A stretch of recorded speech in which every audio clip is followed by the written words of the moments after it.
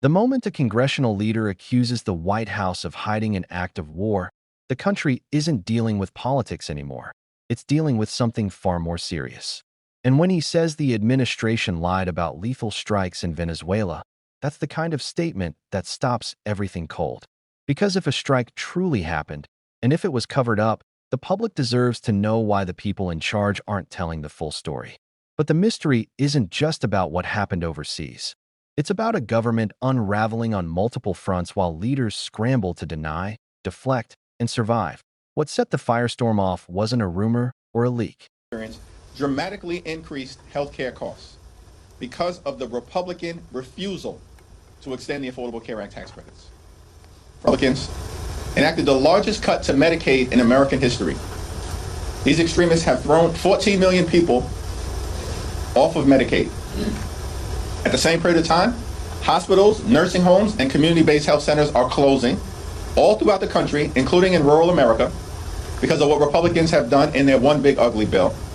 They've launched an unprecedented assault on the Centers for Disease Control and the National Institute of Health, jeopardizing the well-being of the American people. Vaccines are increasingly unavailable in the United States of America. Children are getting sick unnecessarily all across the country. And now on top of all of that, that parade of horribles, Republicans refuse to extend the Affordable Care Act tax credits, which are going to expire this month. Time has run out on Republicans playing partisan games. We have a discharge petition that if it received an up or down vote in the House of Representatives, we are confident will pass. But obviously Mike Johnson has zero interest in protecting the health care of the American people. Instead, these extremists are gutting the health care of the people that they represent, including in the state of Louisiana. Senate Democrats next week will be able to put up a vote for the state subsidies. Do you think there's any plan that Republicans would actually get on board with to have a bipartisan bill? And if not, what should Democrats put up on the list? There are Republicans in the House and the Senate who, during the Trump Republican shutdown, consistently said that once the shutdown ends that they caused, that they'd be willing to address the healthcare crisis that they've created. Most immediately by extending the Affordable Care Act tax credits. Now, we hear nothing but crickets from them. It even appears that the Trump administration was ready to put forth a plan that would at least have been worthy of consideration, and that Mike Johnson tanked it. So now, Mike Johnson wants to act like he's the Speaker of the House? Really, when it comes to the health care of the American people and possibly doing something bipartisan, he wants to act like he's in control? When the reality is he's done nothing but bend the knee to Donald Trump since January 20th. I mean, House Republicans have been nothing but a rubber stamp for Donald Trump's extreme agenda since January 20th. And when it appears that Donald Trump actually might be willing to enter into a good faith bipartisan negotiation to extend the Affordable Care Act tax credits, House Republicans detonate the agreement. These people aren't serious about anything other than providing massive tax breaks to their billionaire donors. That's not a hypothetical statement. That's not hype. That's not hyperbole. It happened. They enacted the largest cut to Medicaid in American history. They ripped food out of the mouths of hungry children and seniors and veterans this year in their one big ugly bill. $186 billion cut to SNAP. And why did they do all of that? So they could reward their billionaire donors with massive tax breaks. And so the extremists are just showing the American people who they are. And as a result, the only viable path forward, it appears, in the House and in the Senate, is a straight extension of the Affordable Care Act tax credits. Let's see what Senate Democrats put on the floor next week, and we'll continue to press our case on our side of the Capitol. Thank you, Leader Accusations. I just wanted to ask if there's been any kind of formal or informal back channeling with Republicans who might be supportive of the discharge petition going on at all? Well, you had 13 Republicans a few weeks ago indicate in a letter that they wrote to Deputy Speaker Mike Johnson that as soon as their shutdown was over, they wanted to address the Affordable Care Act tax credits. But now it's nothing but silence from these people. because they're not serious about helping the American people, the hardworking American taxpayers that they purport to represent. This has become painfully obvious to the American people, which is why Republicans are getting wiped out electorally all across the country, as we saw last month. Literally in every single state in the union, destroyed up and down the ballot across the country. Statewide races to local races and everything in between. Because the American people are done with these people. They've been a disaster. They lied about fighting the low or the high cost of living. Instead, they've just jammed their extreme right-wing policies down the throats of the American people who are being hurt as a result. And, our view about the situation, as we've repeatedly said, is that we're open to finding a bipartisan path forward. But the extremists continue to refuse to take yes for an answer. They had an opportunity, right, to accept a very reasonable proposal that Leader Schumer put on the table a few weeks ago, which was a straight one-year extension of the Affordable Care Act tax credits, and then a bipartisan commission to discuss improvements to the health care of the American people over a multi-year period of time. What was objectionable about that? But Republican extremists rejected it because they have no interest in doing anything to make life better for working class Americans, everyday Americans, and hardworking American taxpayers. And that's a shame. Thank you, Mr. Mayor.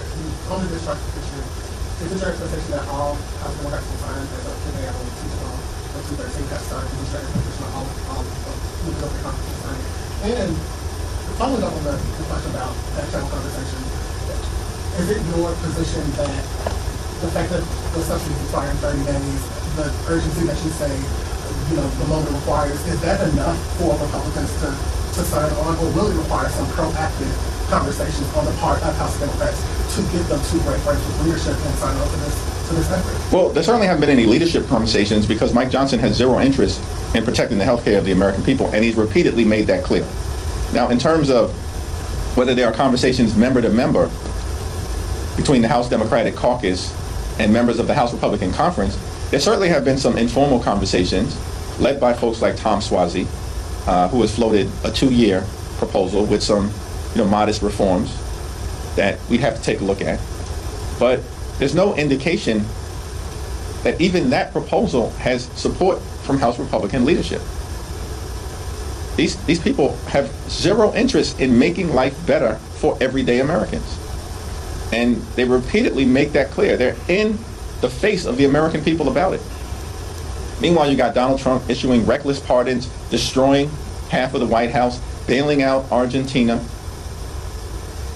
posting erratically on Thanksgiving. Like, this guy can't even give us a break on Thanksgiving when we're with our families. And the American people have had enough of it. These people have gone way too far. They've broken every single promise that they've had. And so I guess we can always hope that there are a handful of Republicans who will actually do what they said that they would do once their shutdown ended, which is to work with Democrats to find a path forward. But that path right now is an extension of the Affordable Care Act tax credits. I think our discharge petition in record time is now up to about 212, 213. It is my expectation that we will have complete and total unity amongst House Democrats. Thanks. Thanks, Mr. Senator. You just mentioned how Republicans are getting wiped out across the country. We've seen that in past elections. What's your expectation tomorrow in Tennessee? Do you think the Democrat there could potentially pull it off, given the polling that we have seen in recent weeks? Seems to me that it's going to be an unexpectedly close election, a single-digit election. That's shocking. In deep red Tennessee, Mark Green's district. By the way, this is a district literally that Donald Trump just won by 22 points last November. This is not a district that anyone believes should be competitive. No rational person believes this district should be competitive. And yet, it's apparently very competitive. It's going to be a much closer than expected race. Republicans have already lost. The fact that they are spending millions of dollars to hold a seat that Donald Trump just won by 22 points is extraordinary, and more evidence that Republican extremists are completely and totally on the run because they have failed the American people. And it's Democrats who are making the case all over the country that we are actually the ones fighting to lower the high cost of living, fighting to fix our broken healthcare system, and fighting to clean up the type of corruption that has the American people disgusted.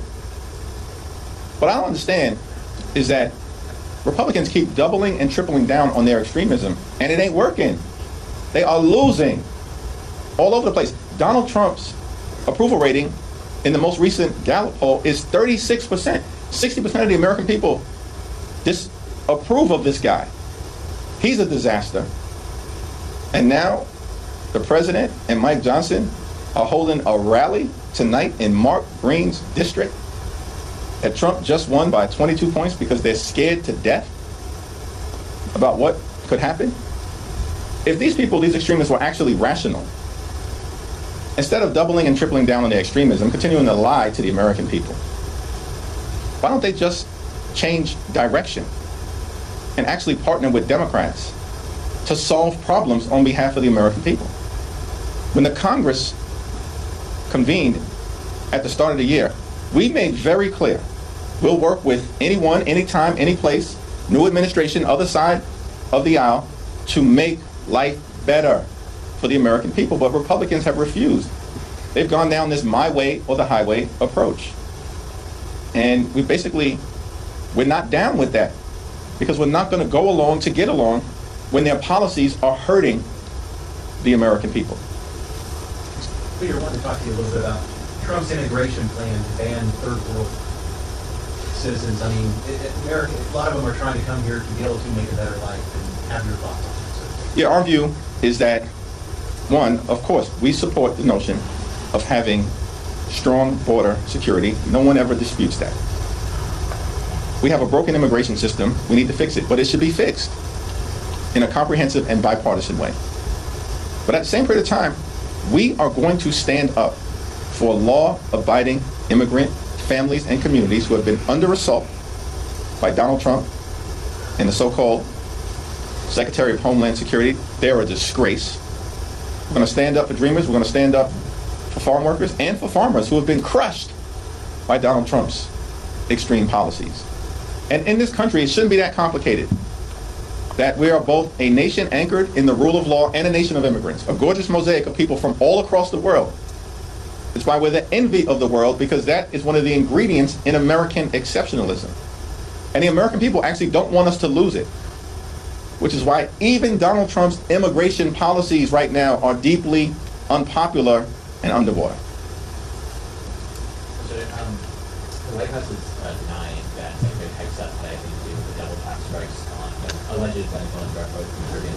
A, do you believe that? And B, if he or any other administration officials are found to have been culpable for any war crimes, do you think that Democrats will take some sort of punitive legislative action against them? The White House is lying, but that's no surprise, because they lie for a living, and the American people know it.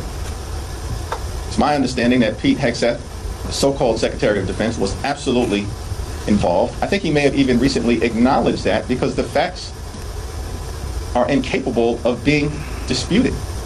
And so the question in front of us, and I believe there will be bipartisan investigations in both the House and in the Senate, in order to determine whether war crimes were committed and either U.S. law or international law or both were violated. It's already been crystal clear that Pete Hegseth is the most unqualified Secretary of Defense in American history. I called for him to be terminated months ago, when the Signalgate scandal first broke out. Everybody on Capitol Hill knows he should have never been confirmed. It's a shame. It's because these Senate Republicans, just like House Republicans, are nothing more than puppets for Donald Trump's extreme policies. That's why they put Pete Hegseth into that position when they knew he was woefully unqualified. And now we have real evidence that extrajudicial killings are taking place. That's the stain on America's leadership in the free world, which is why our international standing is plummeting. And of course, the standing of the Republican Party is a complete and total disaster here in the United States of America. Thank you, Jeffries. Following up on immigration, one of the more controversial policies President Trump announced in recent days is his intent to potentially strip citizenship away from anybody he feels isn't a benefit to the United States. I'm just curious, what's your reaction to that? That was an unhinged statement by Donald Trump. He knows he doesn't have the capacity to strip citizenship away. He's behaving like a wannabe king, and the American people are rejecting that. Thanks. I think it was your last press conference you made mention of the need to clean up the ethics of Washington. Do you support leadership really bipartisan bill? And do you have any evidence that a bill like that could actually make a system like the leadership? Yeah, it's not clear to me that the legislation introduced by Chip Roy is actually going to make it out of the Republican-run committee, yet alone on the House floor, because Mike Johnson and Steve Scalise and Republicans oppose the legislation. These people have zero interest in cleaning up the corruption that is benefiting members of their party in real time. We know that's the case because Donald Trump and his administration is the most corrupt administration in American history. It's not even close. Richard Nixon is way down in the distance. It's wild, the corruption that we're seeing in real time. And we don't hear a peep from Mike Johnson, Steve Scalise, or any of them about the corruption that's taking place in the administration, in the Supreme Court, or in the Congress. House Democrats have made clear, we overwhelmingly support a ban on congressional stock trading. And as soon as we can bring a bipartisan bill to the floor, and that may have to wait until we take the gavels back after November of 2026, we plan to do it. Thanks. Kevin? When it comes to the Hegseth tax and the Peruvian, you talked about the bipartisan approach here. Are you confident that one of the committees that are looking at full and complete review of this? And to what extent, given the nature and the control of the House right now, would impeachment be something? Well, Republicans will never allow articles of impeachment to be brought to the floor of the House of Representatives, and we know that's the case because Donald Trump will order them not to do it. So what's on the table is a meaningful investigation, which we can hope would be bipartisan. I have full and complete trust in Adam Smith, the once and future chairman of the House Armed Services Committee. I can't speak to whether I've got any confidence as to what Republicans can do on the other. It was a direct accusation from one of the top figures in Congress, who said flat out that the White House's story doesn't match the evidence. And once those words were out, every journalist, every analyst, and every lawmaker had the same question. Why would anyone hide a military strike unless something went terribly wrong? No one expects a full, classified briefing in a press conference, but they do expect honesty. And the more the administration tried to insist nothing happened, the more people suspected the opposite. Because silence, contradictions, and closed doors rarely mean everything is fine. While all this was happening, another crisis was exploding inside the country. In just days, millions of Americans are about to face a healthcare shock that experts have been warning about for months. The clock is running down on the Affordable Care Act tax credits, and without an extension, families all over the country will see their costs skyrocket. Some reports say tens of millions could feel the impact almost instantly. Hospitals are closing. Rural clinics are running out of funding. Parents are struggling to get basic vaccines for their kids. This isn't speculation, it's happening in real time. Bills are rising, services are shrinking, and people are terrified of what comes next. And while everyday Americans brace for impact, the political fight in Washington is turning into a spectacle. According to congressional leaders, the expiration crisis didn't have to happen. They say the administration had a plan ready to go, one that could have stabilized things long enough to negotiate a longer fix. But then, as one lawmaker put it, the deal was detonated from the inside. Not blocked, not delayed, completely blown apart. And suddenly, the people who promised to help became the same people refusing to take a simple yes. This isn't one side pointing fingers at the other. Multiple members have confirmed the same strange pattern: private support, public silence, and then complete collapse. Some observers believe pressure came from party leadership. Others think it was fear of backlash from wealthy donors who don't want tax credits extended. None of it is confirmed, but the timing left a lot of unanswered questions. Behind the scenes, a small group of lawmakers tried to keep the negotiations alive. 13 members even signed a letter saying they were ready to act the moment the shutdown ended. They called the situation urgent. They said millions were at risk. But now, as one representative put it, nothing but crickets. The silence is louder than any speech. And silence during a crisis always means something. Either plans changed, or someone told them not to move forward. And when the stakes include hospitals closing and families losing coverage, the idea of political games becomes more than just frustrating. It becomes dangerous.